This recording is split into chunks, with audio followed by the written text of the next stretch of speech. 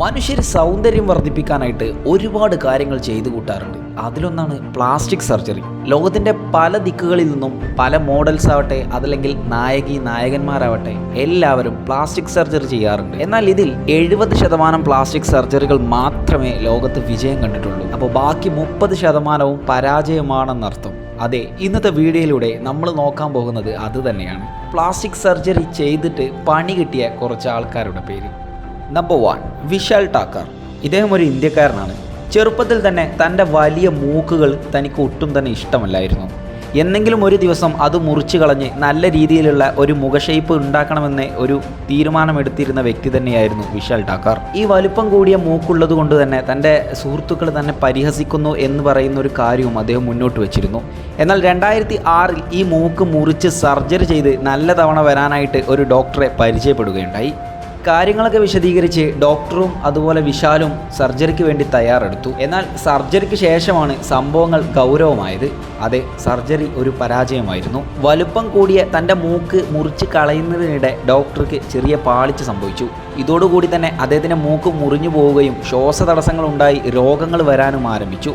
അവസാനം ഇതുപോലെയുള്ള രൂപേണയാണ് ഇന്ന് ലോകമൊത്തം അയാളെ വീക്ഷിച്ചു കൊണ്ടിരിക്കുന്നത്. നല്ല രീതിയിൽ ഉണ്ടായിരുന്ന ഒരു മൂക്ക് മുറിക്കാൻ പോയിട്ട് ഇപ്പോൾ ഒന്നുമില്ലാതെ തിരിച്ചു വരുന്ന അവസ്ഥയായി. എന്തായാലും ഏതൊരു ഫംഗ്ഷന് പോകുമ്പോഴും അദ്ദേഹം ഇപ്പോൾ മാസ്ക് ധരിക്കുന്നുണ്ട്. നമ്പർ 2, സാവ ചുവ. അമിതമായിട്ട് ചെറിയ കുട്ടികളെടുത്ത് പൈസ വന്നു കഴിഞ്ഞാൽ എങ്ങനെ ഉണ്ടാകുമെന്നുള്ളതിന് ഉത്തമ ഉദാഹരണമാണ് സാവ ചുവ. ചൈനീസുകാരിയായിട്ടുള്ള ഈ കുട്ടി തൻ്റെ അച്ഛനും അമ്മയും വളരെ വലിയ ബില്യനേഴ്സ് ആയിരുന്നു. അതുകൊണ്ട് തന്നെ ഒരുപാട് പൈസ ഈ കുട്ടിയുടെ ചെറുപ്രായത്തിൽ തന്നെ കയ്യിലുണ്ടായിരുന്നു എന്നുള്ളതാണ് വ്യക്തം. എസ്റ്റായു എന്ന് പറയുന്ന ഒരു നായികയുടെ അതേ രൂപം തനിക്ക് ഉൾക്കൊള്ളണമെന്ന് പറഞ്ഞ് 13-ാം വയസ്സ് മുതൽ തന്നെ സർജറി സ്റ്റാർട്ട് ചെയ്തു. ദിവസം കഴിയുന്തോറും ക്ലാസ് റൂമിലേക്ക് വരുമ്പോൾ പുതിയ മുഖങ്ങളായിട്ട് അവതരിക്കുകയാണ് ഈ കുട്ടി. നിരന്തരം പ്ലാസ്റ്റിക് സർജറി ചെയ്ത് അതിന് അടിമയാകുന്ന തരത്തിലാണ് ഈ കുട്ടിയുടെ ജീവിതം മുന്നോട്ട് പോയത്. അതിനായിട്ടുള്ള പൈസയും കാര്യങ്ങളുമെല്ലാം മാതാപിതാക്കൾ നൽകുകയുണ്ടായിരുന്നു. എന്നാൽ ഓരോ ദിവസവും ക്ലാസ്സിലേക്ക് പോകുമ്പോൾ തന്നേക്കാൾ വലിയ സുന്ദരിമാർ ഇവിടെ ഉണ്ട് എന്ന് വിശ്വസിച്ച് വീണ്ടും പ്ലാസ്റ്റിക് സർജറി ചെയ്യും. അവസാനം സർജറി ചെയ്യുന്ന ഡോക്ടർമാർ തന്നെ ഇത് ഇന്ന് ഇവിടെ കൊണ്ട് അവസാനിപ്പിക്കണം എന്ന് വരെ വാർണിംഗ് നൽകി. എന്നാൽ ഈ പെൺകുട്ടി വേറെ ഒരു ഡോക്ടറെ തേടിപ്പോയി അവരുടെ അടുത്ത് പോയിക്കൊണ്ട് സർജറി ചെയ്യുകയാണ് വീണ്ടും ചെയ്തത്. 13-ാമത്തെ വയസ്സ് മുതൽ തന്നെ മുഖത്തിന് വേണ്ടിയിട്ട് ഒരുപാട് സർജറികൾ ചെയ്തതുകൊണ്ട് പലതരത്തിലുള്ള ഇൻഫെക്ഷൻ വരാനായിട്ട് തുടങ്ങുന്നു.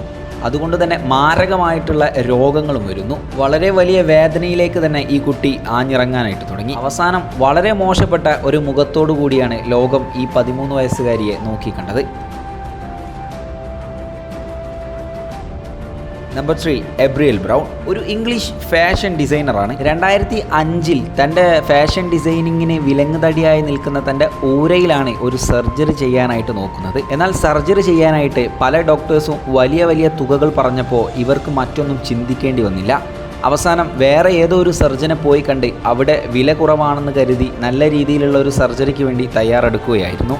എന്നാൽ സർജറിക്ക് ശേഷം വലിയ രീതിയിലുള്ള ഇൻഫെക്ഷനും അതുപോലെ വേദനയും അനുഭവപ്പെടാൻ തുടങ്ങി. ഇതിനെ തുടർന്ന് നല്ലൊരു ഡോക്ടറെ കണ്ടപ്പോഴാണ് കാര്യങ്ങൾ കുറച്ചുകൂടെ വ്യക്തമായത്. അതായത് തന്നെ ആദ്യം സർജറി ചെയ്തിരുന്ന ആ ഒരു വ്യക്തിക്ക്, ആ ഡോക്ടർക്കോ ആ സ്ഥാപനത്തിനോ അതല്ലെങ്കിൽ ആ ആശുപത്രിക്കോ ഒരു ലൈസൻസോ ഒരു കടമയോ ഉണ്ടായിരുന്നില്ല. ഇതുമൂലമാണ് വില കുറവെന്നും അവർക്ക് മനസ്സിലാക്കി കൊടുത്തു. അവസാനം കൊടുക്കേണ്ടി വന്നത് തൻ്റെ 2 കൈയും 2 കാലുമാണ്. അതെ, കുറച്ച് സൗന്ദര്യത്തിന് വേണ്ടി കൈയും കാലും തന്നെ ഉപേക്ഷിച്ച വ്യക്തിയാണ് ഏപ്രിൽ ബ്രൗൺ. നമ്പർ 4, രാജി നരേസിംഗ്. അതെ, ഒരു ഇന്ത്യക്കാരാണ്. പേര് കേട്ടപ്പോൾ തന്നെ നിങ്ങൾക്ക് മനസ്സിലായി കാണും. എന്നാൽ വളരെ വ്യത്യസ്തകരമായിട്ടുള്ള ഒരു കഥയാണ് രാജിക്ക് പറയാനുള്ളത്. 1990 കാലഘട്ടത്തിൽ തനിക്കൊരു ട്രാൻസ്ജെൻഡർ ആവണമെന്ന് വിചാരിച്ച് ഒരു സർജറിക്ക് തയ്യാറെടുക്കുകയാണ്. ഒരു പുരുഷനായിട്ടായിരുന്നു ഇദ്ദേഹം ജനിച്ചിരുന്നത്. പെണ്ണാവാൻ വേണ്ടി തൻ്റെ ശരീരം മൊത്തം ഒരു സ്ത്രീയിലേക്ക് ആവാഹിക്കാൻ വേണ്ടിയിട്ട് സർജറിക്ക് വേണ്ടി തേടിയത് ഒരു ഫേക്കായിട്ടുള്ള ഡോക്ടറുടെ അടുത്താണ്. എന്നാൽ സർജറിക്ക് ഭയങ്കര വില കുറവായതുകൊണ്ട് തന്നെ അവിടെ തന്നെ അഡ്മിറ്റായി സർജറി ചെയ്യുകയാണ് ചെയ്തത്. എന്നാൽ ഇതിൻ്റെ രസകരമായിട്ടുള്ള സംഭവം ഇവിടെ ഒന്നുമല്ല കിടക്കുന്നത്. ഈ സർജറിക്ക് വേണ്ടി ഈ ഡോക്ടർ യൂസ് ചെയ്തത് കെട്ടിട നിർമ്മാണത്തിന് ഉപയോഗിക്കുന്ന സിമെൻറ്റുകളും പശകളും അതുപോലെ ഓയിലുകളുമാണ്.